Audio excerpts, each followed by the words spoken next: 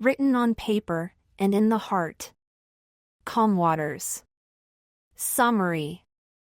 A sudden thought popped into their head. Eda was legally King's mother. And they were raising him with her. Though Eda and Raine had yet to legally marry, if they ever would, at the moment, there was no reason for them to. They had talked a few times about Raine becoming King's guardian. King had mentioned it himself too, in more of a hopeful tone than anything. Actually, that wasn't a bad idea. Or, Raine officially adopts King. Luz helps. Notes. This was written based on an anonymous request. Thanks, Anon, smiley face. See the end of the work for more notes. Work text. Sign here. Darius dropped a paper down on Raine's desk, waiting with a tapping foot. Raine adjusted their glasses, glancing over the paper with tired eyes. As much as they trusted Darius now, through continual forced proximity that had eventually turned into something of a friendship, they still were going to thoroughly read anything they put their signature on. "What is this?" they asked before they had finished reading. The paper was very vaguely worded. Whoever had written it needed to work on their legal writing. Raine scribbled a quick note of that on a piece of paper to their right. It's a potential emergency placement form for Hunter. In case anything ever happens to me. We've talked about this. Oh, right, Raine signed the form, then froze. You can only officially give someone this form if you're the legal guardian of the child in question, correct? Darius rolled his eyes. Raine's brain, quite exhausted from the multiple meetings and votes they'd attended that day, finally clicked. You got legal custody of Hunter? Darius, that's amazing. He needed stability, Darius said with a shrug, sitting down beside them and taking a few sheets of paper from the top of the pile in front of them. Paperwork was by far the worst part of being on the council. They did what they could to alleviate the others' load when it was particularly heavy. Darius always had an endless supply of biting commentary on the problems that they were sorting out, making him a good partner to work beside. I see the sigil removal research is making headway. It's taken them long enough. Darius pushed a paper toward Raine for them to look at, Raine shrugging. They want a few council members to oversee it. I might volunteer. Because you don't already have enough on your plate? Darius raised an eyebrow. Because this is helping people. Besides, everyone has a lot of work right now. We all will for a while. Raine looked around the room at other council members drowning in their own work. Building a new government was complex and took long, agonizing hours every day just to keep things stable. But they were making progress, and witches and demons were thriving for the first time in a while. Darius leaned back in his chair after an hour or so, his eyes moving to stare at the ceiling. They were glazed with boredom and a general disappointment in the existence of sentient life. An hour of sorting out mostly trivial problems will do that to you. How have things been going with your kids? He paused, rubbing his temples. Ugh, I sound like a father. Darius, you basically told me you were one an hour ago, Raine said, or at least a guardian. They got a shrug in response. They've been good, anyway. The human realm isn't the best for Luz right now, but we're trying to sort that out. She and her palisman have been working very hard and they're starting to figure out a new way to use magic, even if it is difficult. And King's been doing well. He started to get pretty good at drawing, which he loves, and Eda's thinking of enrolling him in Hexside, with a few adjustments so that it works for him. He's had no formal education, so I think that's probably a good idea for him. Darius nodded. You speak so fondly of them. It's strange. I never thought I'd end up here. Even when I was in Hexside and things didn't seem quite as dire. Yes, accidental parenthood seems to be a trend now. They continued working together until, at last, Darius's wristwatch shrieked. Their shift was over. While it didn't necessarily mean their work was over, they both put paper in their bags to do that evening. They could at least go home now. Raine found the house had more people than they'd remembered being there that morning. Right. Camila and V tried to come over with Luz on Wednesday nights now, as long as V was feeling confident enough. It was nice. It meant Eda, King, and Raine got to see Luz more, and Camila could get a break from the chaos the human realm was currently in as well. They didn't think about their interactions with Darius that day until Camila and Eda stayed at the table after the kids had finished eating, speaking in low voices about Luz's guardianship situation. They were attempting to give Eda legal guardianship in the demon realm for Luz's safety and convenience, while Camila, of course, stayed Luz's legal guardian in the human realm. From what Raine had heard so far from very annoyed remarks from Eda at midnight, it was a complicated process. Darius had done it with himself and Hunter though, so it wasn't impossible. Raine turned their attention to the kids. Luz and V were laughing quietly together over something in a photo album of Eda's they were looking over together, that had likely been snatched from the depths of a closet. King was sitting near them, trying to keep his eyes open. Raine smiled, walking over and lifting him up, something they had built enough trust to do without asking now. Honestly, the kid rarely walked anywhere himself anyway. Luz and Eda were always scooping him up. "You all right if I take you up to bed?" Raine asked. They got no response.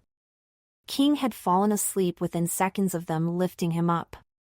They smiled and took him upstairs, tucking him in and making sure his new stuffed animal army were in their proper places for night watch. King was very particular about their positioning. A sudden thought popped into their head. Eda was legally King's mother. And they were raising him with her. Though Eda and Raine had yet to legally marry, if they ever would, at the moment, there was no reason for them to. They had talked a few times about Raine becoming King's guardian. King had mentioned it himself too, in more of a hopeful tone than anything. Actually, that wasn't a bad idea. Luz? They asked on a morning of that weekend, poking their head into the living room, where Luz was working on replicating a spell with Stringbean. She turned her head in their direction. "Yeah. I'm going down to the legal office in Bonesboro. Do you want to come?" they asked. Luz grinned in response, running over. "Yeah, sure." She was almost always open to going random places. "King's with Eda, right?"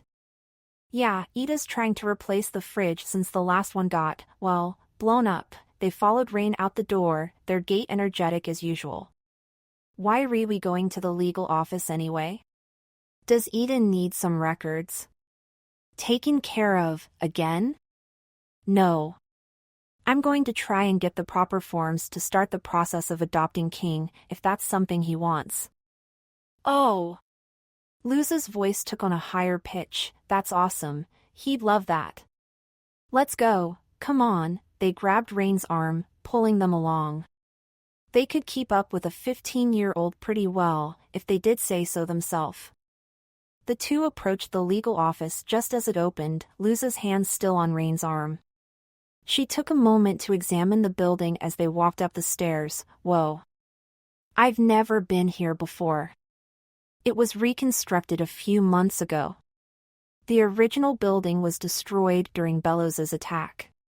Or the Collector's attack. One of the attacks. They walked inside together, Raine taking a good look around. It was a lot more modest than any legal or governmental services had been under Bellows's reign. There was a lot less gold. Overall, it just seemed like a normal building, other than the fact that Steve was sitting at a desk in the middle of the front room. "Hey, what can I do for you?" Steve asked, flashing them a smile. "Oh, hey Steve." Luz said, "We need adoption forms."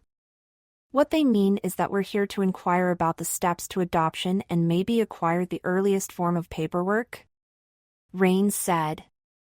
Steve stood from behind the desk, shifting through a few stacks of paper in one of the drawers. "Who's the kid?" Steve asked. "This one, Or the little dude? King, Raine said. They'd been to legal offices before, as was necessary when you were an adult who wasn't dodging the law, like Eda. They hadn't been nearly this casual. They didn't know if this was a good thing or not. They should probably find out, since Steve was 90% of their legal system at the moment, in both paperwork and court. Hey, that's awesome. Steve dropped a few papers in front of Raine. I already know that you're living with him and you're his mother's partner, so that simplifies some things. You need his consent, Eda's consent, a background check, and a passing score on the trials. Then you'll be good to go. What's the trials? Luz asked, Raine blinking. Why is this so hard for Eda if that's all you need? Steve sat back down, spinning around in his chair. I mean, there is a background check required. But she's probably been working with a vets, the other guy in this office. He's a real stickler for the rules. I don't know how he got hired. Tell Eda to come here at day instead of at night, that's when I'm working. Okay, Raine nodded. What's the trials? Luz asked again, bouncing on her toes. You know, just the house inspection. Make sure there isn't anything that's going to outright kill a child in the house. Minor hazards build character though. Oh. The human realm wouldn't agree. Raine took the consent forms from Steve, walking home with Luz after. They only stopped once on the way, to watch a traveling music group that had captured both of their attention. Raine looked down at the papers they had acquired. They were ready for this step, now. They loved King. They didn't mention the papers at all once Eda got home with him, folding them up and putting them in their pocket. They wanted to wait for the right time, whenever that might be. Said time came sooner than they expected. They made dinner themselves that night, as Eda and Luz were busy looking over one of her homework assignments, Eda honestly looking more perplexed than the kid. They sat down together to eat dinner after, something they often did. Usually there was at least one other family member or friend joining them. But today, it was just the four of them. Luz talked enthusiastically about an upcoming art contest, King scampering off and coming back with his entry to show everyone. It was very bloody. Raine gave him a smile. This was it, they realized. This moment. Just the four of them sitting together on a normal evening. It was perfect. They slid the papers out of their pocket, putting them down on the table. What's this? Eda asked with a raised eyebrow, her cheek resting against her hand. Consent forms for adoption. I need your signature, and King's, if that's something the both of you want. For me to become King's legal parent too. There were a few moments of silence, Luz flashing Raine a wide, reassuring smile. And then King threw himself from his seat and into Raine's lap. Yes. I'll sign it. He snuggled against Raine's abdomen, Raine putting a gentle hand on his skull. They were starting to get used to affectionate touch again, after having gone a long time without it. They had King's consent now. They turned their gaze to Eda, their heart thudding nervously in their chest. They'd been with her for the past 4 or 5 months, now. But it felt like they'd been there forever. She moved from her seat at the table, walking over and pulling them into a hug, looking down at King fondly. Yes. I'll sign. Oh, also when I went down to the building Steve said to come in the morning when he's working instead of at night. For obtaining legal guardianship of Luz in the demon realm. Eda rested her chin against their head, pulling them closer. King, caught in between them, let out an indignant squeak. Raine had never felt more content in their life. Notes. I apologize if it got a bit incoherent at the end. My brother turned on the owl house while I was writing and I am very easily distracted. Thank you for reading, comments are appreciated.